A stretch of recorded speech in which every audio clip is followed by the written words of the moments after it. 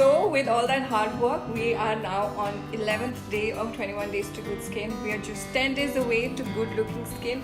But before we do today's recipe, are you guys liking and commenting on my recent pictures on Instagram? Guys, I really need your support. Today's recipe is undoubtedly the most easiest one to do because it has just one ingredient. If you guys can notice, there's a lot of inflammation, red spots under my skin, sunburn and everything. So the perfect remedy is honey.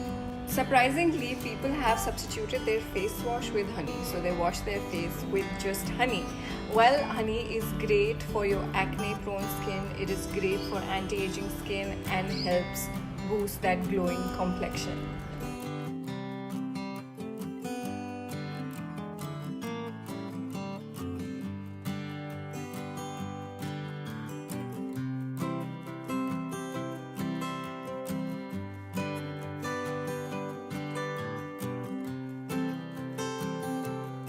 Well, this was super easy and quick. If you're someone who's dealing with acne and sunburn, you should do this regularly. I certainly feel a good change. Make sure you cover your neck and shirt because of your heat, facial heat and this weather, the honey will start to melt and